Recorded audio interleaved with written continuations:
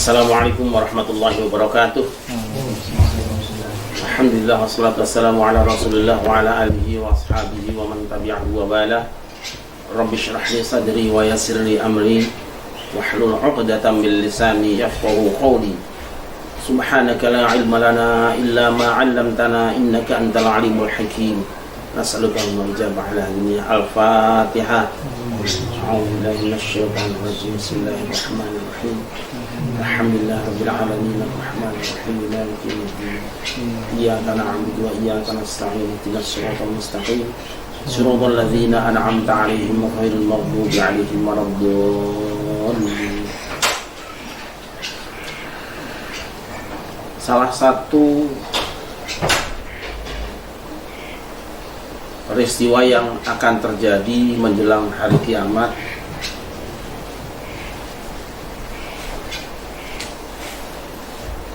adalah nuzul Isa bin Maryam atau nuzulul Masih, tentang turunnya kembali Isa bin Maryam. Para ulama berbeda pendapat tentang apa yang dimaksud dengan turun kembali Isa bin Maryam. Selain juga mereka berselisih pendapat tentang keabsahan dari dalil-dalil yang dipergunakan oleh jumhur ulama. Perbedaan pendapat mereka berasal dari firman Allah di dalam surah An-Nisa yang menyanggah tentang klaim orang Yahudi bahwa mereka telah membunuh Isa bin Maryam.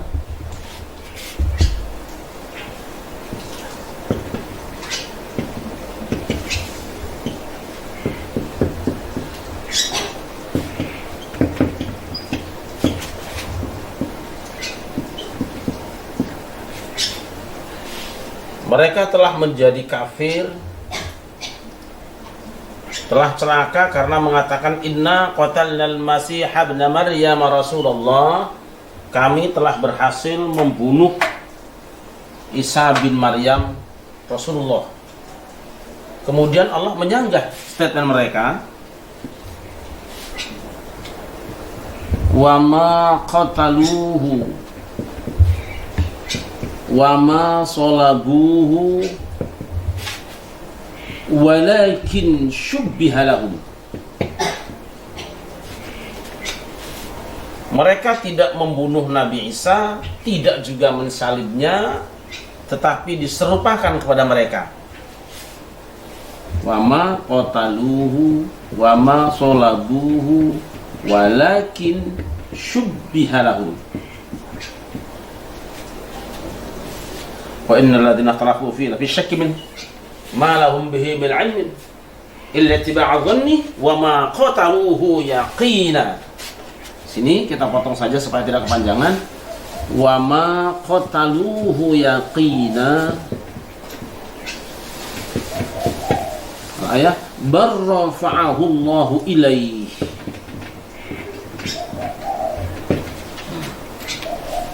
Mereka tidak benar-benar membunuhnya, tapi Allah mengangkat dia kepadanya. Kalau azizan hakimah, surah An-Nisa. Berpijak kepada ayat ini, jumhur ulama memahami bahwa Nabi Isa itu tidak disalib, tidak dibunuh sama sekali, tetapi syubbiha lahum, diserupakan kepada mereka. Apa yang dimaksud dengan diserupakan? Menurut mufassirin, yang diserupakan itu maksudnya adalah bahwa ada orang lain yang disalib dan dibunuh, tetapi kemudian terlihat bahwa dia itu persis seperti Nabi Isa. Nabi Isa ada, kemana Nabi Isa? Barrafa'ahu Allahu ilaihi. Nabi Isa diangkat oleh Allah ke langit, sedangkan yang disalib itu orang lain. Siapa dia? Kita akan membaca di dalam Misalnya Injil Barnabas, ini Injil Barnabas berbahasa Arab pada pasal Syajah Asyar Ba'dal Mi'atain 216.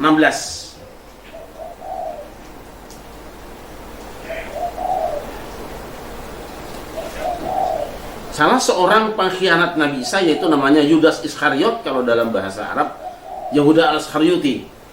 Wa dakhala Yahuda bi'asun ila al-ghurfati allati us'ida minha Yasuu' wa kana at-talamid kulluhum niyaman fa atallahu al-ajib bi'amrin ajib fataghayyara Yahuda fi an-nutqi wa fi al-wajhi wa sara shibhan bi Yasuu' hatta annana i'taqadna annahu Yasuu' amma huwa fa ba'da an ayqadna akhadha yaftishu liyanzur ayna kana al-mu'allim. Lidzalika ta'ajjabna wa ajabna anta ya sayyid huwa mu'allimuna ana satana al-an.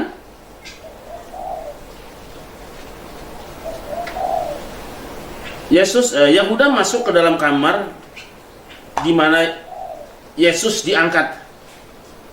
Jadi Nabi Isa diangkat. Nah, murid-muridnya tertidur semua.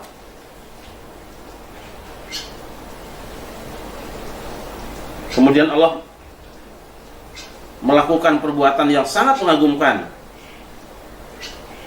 Yahuda atau Yudas itu berubah dalam ucapan, wajah, dan semuanya saja persis seperti Yesus, sehingga kami mengira bahwa dia benar-benar Yesus. Adapun dia sendiri sebenarnya, kemudian si Yudas itu setelah kami bangun bertanya, di mana guru? Al-Mu'allim, maksudnya Nabi Isa, Yesus. Lidzalika ta'ajjabna wa ajabna. Kami makanya kagum, heran. Mosok Yesus nanya tentang dirinya di mana? Kami mengatakan, anta ya sayyidi huwa mu'allimuna ana saitana al-an. Engkau guru kami. Engkau Tuhan, guru kami. Adakah engkau lupa pada kami sekarang?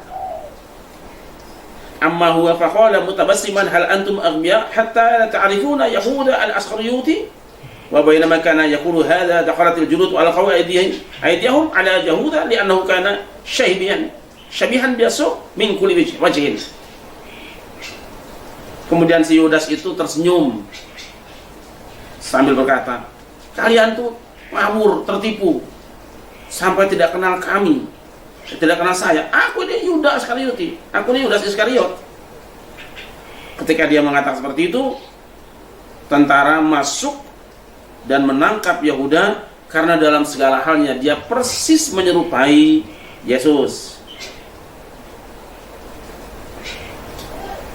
Kita akan baca dalam terjemahan juga ada. Ini buku tahun 80-an. Sudah ada terjemah Injil Barnabas di dalam bahasa Indonesia tahun 81. Kita baca ayat 216. Yudas telah masuk dengan kekerasan mendahului semuanya ke dalam kamar dari mana Yesus telah diambil. Sedangkan murid-murid itu sedang tidur. Dan pada itu Allah yang Maha Gaib telah berbuat keajaiban. Akhirnya bahwa Yudas telah demikian diubah dengan bicara dan segala wajah menjadi seperti Yesus, hingga kami mempercayainya ialah Yesus. Dan ia setelah membangunkan kami sedang mencari di mana guru berada. Dan pada itu kami telah heran lalu menjawab, engkau Tuhan adalah guru kami. Sudah apakah engkau sekarang pada kami? Dan dia tersenyum berkata, sekarang kamu adalah bodoh hingga tidak tahu kepadaku. Ialah Yudas Iskariot. Dan seraya dia sedang mengatakan ini, bala tentara itu masuk lalu menangkap Yudas karena dia dalam setiap cara persis seperti Yesus. Jadi berdasarkan sumber ini, yang ditangkap itu bukan Nabi Isa. Makanya syubbiha lahum, diserupakan dengan Nabi Isa. Siapa? Dia adalah Yudas Iskariot. Kita memang tidak menemukan di dalam kitab Perjanjian Baru yang sekarang dibaca oleh saudara kita Nasrani. Tetapi isyaratnya saya coba menangkap di sini. Ada seolah-olah peristiwa kejadian di mana mungkin itu terjadi. Misalnya pada kitab Yohanes pasal 18 Perjanjian Baru.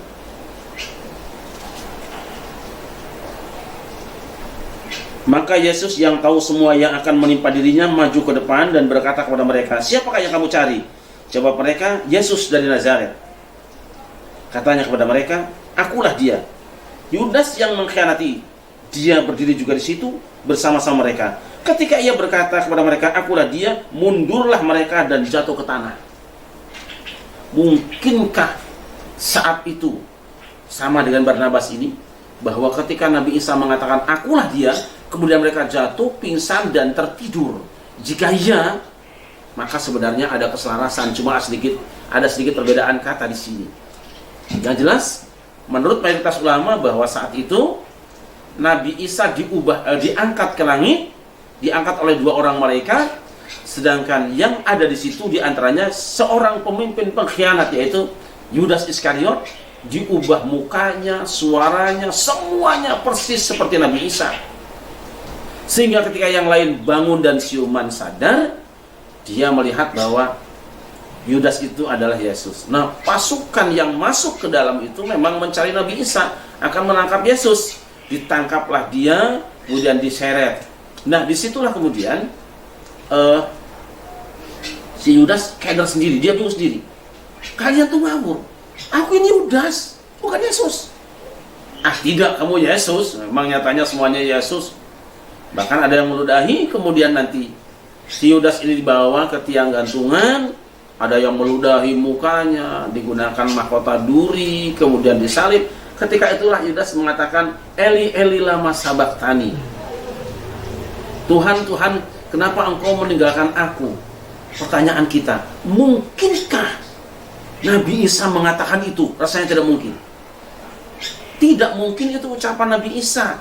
Dia seolah-olah kecewa dengan Allah. Tidak mungkin dia akan kecewa dengan Tuhan. Satu-satunya yang mungkin adalah Yudas Iskariot. Kenapa kau tinggalkan aku? Kenapa? Karena semula dia percaya bahwa Isa itu adalah Nabi. Kemudian dia karena akan dibayar orang kemudian berkhianat. Saat itu mungkin dia sadar. Saat akan mati, dia sadar. Wa in min ahli kitab illa la yu'minan nabihi qabla mautihi. Tidak ada seorang pun kita kecuali dia percaya kembali kepada Isa sebelum dia matinya. Jadi saat menjelang mati, saat disalib itulah dia mengatakan penyesalannya, Tuhan, Tuhan, atau guru-guru, Eli, Eli lama sabachthani, kenapa kau tinggalkan aku? Jadi semua ini menggambarkan bahwa Nabi Isa benar-benar diselamatkan oleh Allah Subhanahu wa taala. Kemudian yang ditangkap, disalib dan dibunuh itu adalah Yudas Iskariot, murid pengkhianat. Itulah makna walakin syubbiha lahum. Lantas kemana Nabi Isa? Allah mengatakan barrafa'ahu Allahu ilaihi, bahkan Allah mengangkatnya. Tetapi Allah mengangkatnya kepada dia. Inilah keyakinan umum Ahlus Sunnah wal Jamaah. Sehingga ada satu kitab yang sangat terkenal, karya Al-Kashmiri, namanya At-Tasrih bima tawaqqafa fi Nuzul al-Masih. At-Tasrih, penjelasan tentang mutawatirnya hadis tentang akan turunnya kembali Nabi Isa. Jadi Nabi Isa itu tidak terbunuh, tetapi diangkat kepada Allah. Tetapi hamba Allah, tidak semua ulama sepakat seperti ini. Ada di antara ulama yang tidak berfaham seperti ini. Di antara mereka adalah Syekh Muhammad Abduh dalam tafsirnya Al-Manar. Beliau termasuk orang yang mengingkari bahwa Nabi Isa itu akan bangkit di akhir zaman, meskipun tidak memberikan penjelasan apa makna syubbiha lahum. Dia percaya bahwa Nabi Isa saat itu tidak disalib, tetapi meninggal dalam keadaan wajar, sehingga tidak mungkin akan bangkit menjelang akhir zaman. Ini pendapat yang kedua. Pendapat yang ketiga, alasan mereka apa? Ini saya ambil dulu pendapat yang ketiga. Adalah pendapat yang ketiga yang sangat menarik, yaitu pendapat dari pendiri Jamaat Ahmadiyah, yaitu Mirza Ghulam Ahmad, Ahmadiyah Qadiani. Saya penting mengangkat ini supaya kita terbiasa untuk berpikir jernih. Bukan berarti saya mendukung, bukan berarti saya sepaham, tapi kita angkat bahwa ada analisa di tengah para pembaca Al-Quran yang memiliki penafsiran lain terhadap ayat ini. Kenapa? Mirza Ghulam Ahmad itu meyakini bahwa Nabi Isa telah meninggal dunia. Karena ada ayat mengatakan, Ya Isa, inni mutawaffika wa rafi'uka ilayya. Hai Isa,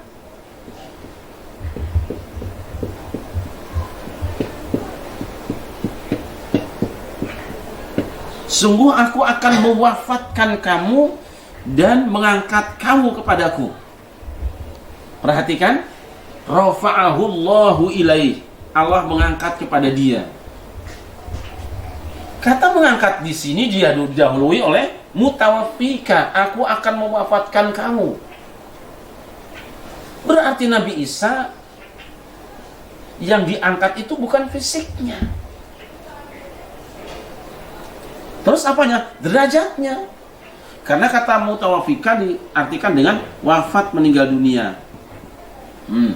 Kalau Nabi Isa wafat kemudian diangkat, berarti yang dimaksud dengan diangkat bukan fisiknya, melainkan apanya? Melainkan derajatnya, kemuliaannya. Di akhir nanti Nabi Isa yang dihinakan oleh orang Yahudi, dianggap sebagai anak haram, dimuliakan kembali oleh Allah Subhanahu wa taala, diangkat namanya. Ini sama dengan firman Allah, wa rafa'na laka dzikrak. Wa rafa'na laka dzikrak. Hai Muhammad, kami angkat namamu, sebutanmu. Tentu yang dimaksud bukan diangkat secara fisik, karena kemuliaan Nabi Muhammad bukan secara fisik di situ. Ini kemudian dibantah oleh jumhur ulama, tidak semua kata wafat berarti mati, karena bisa saja wafatun naum dalam pengertian seperti dalam firman Allah, Allahu yatawaffal anfusa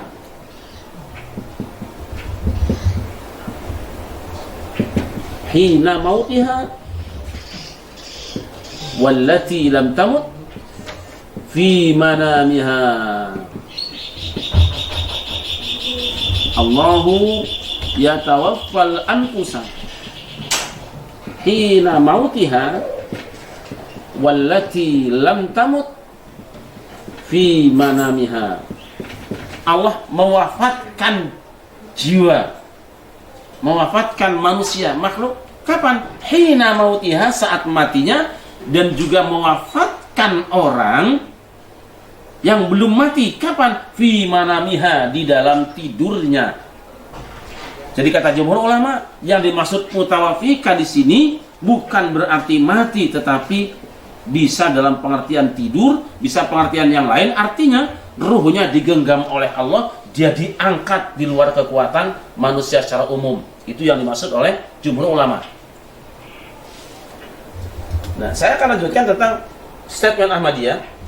Kenapa Mirza Ghulam Ahmad dan Ahmadiyah menolak pengertian bahwa Nabi Isa itu diserupakan dalam artian seperti itu? Makna syubhah, kata mereka, bukan berarti tidak disalib. Betul-betul disalib. Nabi Isa memang disalib. Nabi Isa memang ditangkap. Nabi Isa memang dibunuh. Lalu makna syubhah apa? Diserupakan seolah-olah dia saat itu mati. Disalib, kemudian dikira dia sudah mati lalu dikuburkan. Jadi sebetulnya belum meninggal dunia beliau, belum apa. Mana buktinya? Di dalam Bible sebutkan dikuburkan, kemudian dia bangkit pada hari ketiga. Tadi saat dia saat ditusuk itu, setelah disalib dianggap meninggal, sudah menyerahkan dirinya, ditusuk masih memancar darahnya. Tidak mungkin ada orang meninggal dunia memancar darahnya. Kalau memancar darahnya berarti belum meninggal. Tapi mereka tidak tahu tentang itu, kemudian dikuburkan, dan pada hari ketiga dia bangun kembali. Itu bangunnya Nabi Isa adalah dalam keadaan normal. Benar-benar dia disalib, tetapi tidak sampai mati oleh salib itu, hanya pingsan saja. Ini pendapat yang kedua. Pendapat ketiga, ini juga sangat menarik. Insya Allah besok kita lanjutkan kembali karena sudah maghrib. Mari kita berbuka puasa, mudah-mudahan puasa kita diterima oleh Allah Subhanahu wa taala. Hasbunallahu wa ni'mal wakil. Assalamualaikum warahmatullahi wabarakatuh.